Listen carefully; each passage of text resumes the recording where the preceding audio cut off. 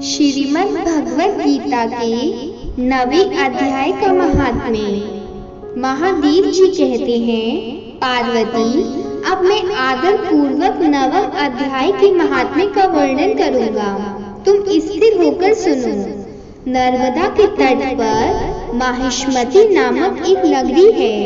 वहाँ माधव नाम के एक ब्राह्मण रहते थे, जो वेद वेदांगाओं के तत्वज्ञ और समय समय पर आने वाली अतिथियों के प्रेमी थे। उन्होंने विद्या के द्वारा बहुत धन कमाकर एक महान यज्ञ का अनुष्ठान आरंभ किया। उस यज्ञ में बलि देने के लिए एक बकरा मंगाया गया। जब उसके शरीर की पूजा हो गई, तब सबको आश्चर्य में डालते हुए उस बकरी ने हंसकर उच्च स्वर से कहा, ब्राह्मण, इन बहुत से यज्ञों द्वारा क्या लाभ है?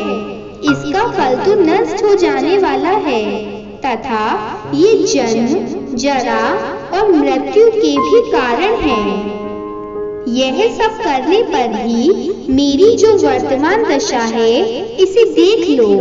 बकरी के इस अत्यंत कौतूहलजनक वचन को सुनकर यज्ञ मंडप में रहने वाले सभी लोग बहुत ही विस्मित हुए। तब वे यजमान ब्राह्मण हाथ जोड़ अपलक नेत्रों से देखते हुए बकरी को प्रणाम करके श्रद्धा और आदर के साथ पूछने लगे। ब्राह्मण बोले, आप किस जाति के थे? आपका स्वभाव और आचरण कैसा था तथा किस गर्भ से आपको बकरी की योनि प्राप्त हुई? यह सब मुझे बताइए। बकरा बोला, ब्राह्मण, मैं पूर्व जन्म में ब्राह्मणों के अत्यंत निर्मल कुल में उत्पन्न हुआ था। समस्त यज्ञों का अनुष्ठान करने वाला और वेद विद्या में प्रवीण था। एक दिन मेरी स्त्री ने भगवती दुर्गा की भक्ति से विनम्र होकर अपने बालक के रोग की शांति के लिए बलि देने के निमित्त मुझसे एक बकरा मांगा।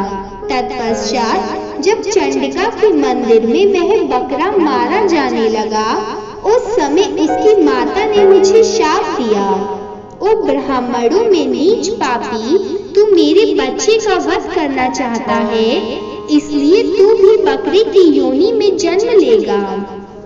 द्विजश्रेष्ठ, तब कालवश मृत्यु को प्राप्त होकर मैं बकरा हुआ। यद्यपि मैं पशु योनि में पड़ा हूँ, तो भी मुझे अपने पूर्व जन्मों का स्मरण बना हुआ है। ब्राह्मण, यदि आपको सुनने की उत्कंठा हो, तो मैं एक और भी आश्चर्य की बात बताता हूँ। कुरुक्षेत्र नाम का एक नगर है, जो मोक्ष प्रदान करने वाला है। वहाँ चंद्र शर्मा नामक एक सूर्यवंशी राजा राज्य करते थे। एक समय जब कि सूर्य ग्रहण लगा था, राजा ने बड़ी श्रद्धा के साथ काल पुरुष का दान करने की तैयारी की।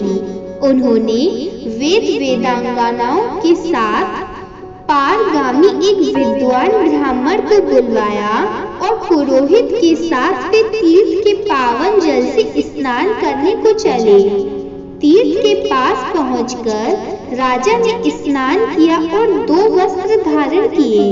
फिर पवित्र एवं प्रसन्नचित होकर उन्होंने श्वेत चंदन लगाया और बगल में खड़े हुए पुरोहित का हाथ पकड़कर तत्कालोचित मनुष्यों से घिरे हुए अपने स्थान पर लौट आए। आने पर राजा ने यथोचित विधि से भक्ति पूर्वक ब्राह्मण को काल पुरुष का दान किया।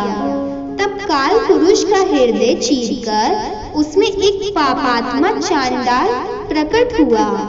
फिर थोड़ी देर के बाद निंदा भी चांडालिका रूप धारण करके काल पुरुष के शरीर से निकली और ब्राह्मण के पास आ गई। इस प्रकार चांडालों की वह जोड़ी आंखें लाल किए निकली और ब्राह्मण के शरीर में हठात प्रवेश करने लगी। ब्राह्मण मन ही मन गीता के 9वें अध्याय का जप करते थे और राजा चुपचाप यह सब कौतुक देखने लगे। ब्राह्मण के अंतःकरण में भगवान गोविंद शयन करते थे, वे उन्हीं का ध्यान करने लगे। ब्राह्मण ने जब गीता के 9वें अध्याय का जप करते हुए अपने आश्रयभूत भगवान का ध्यान किया, उस समय गीता के अक्षरों से प्रकट हुए विष्णु दूतों द्वारा पीड़ित होकर वे दोनों चांडाल भाग गए। उनका उद्योग निष्फल हो गया। इस प्रकार इस घटना को प्रत्यक्ष देखकर राजा के नेत्र आश्चर्य से चकित हो गए। उन्होंने ब्राह्मण से पूछा, विप्रवर, इस महाभयंकर आपत्ति को आपने कैसे पार किया? आप किस मंत्र का जप तथा किस देवता का स्मरण कर रहे थे? वह पुरुष तथा वह स्त्री कौन थी?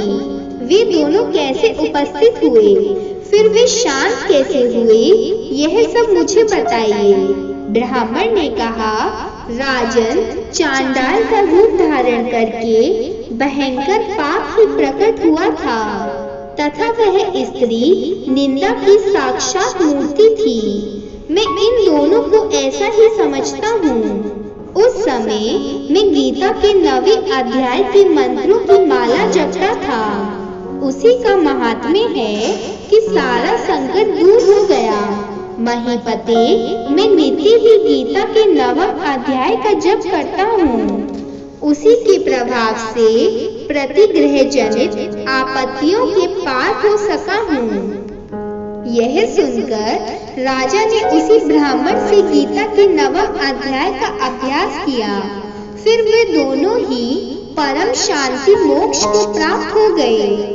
यह कथा सुनकर ब्राह्मण ने बकरे को बंधन से मुक्त कर दिया और गीता के 9वें अध्याय के अभ्यास से परम गति को प्राप्त किया।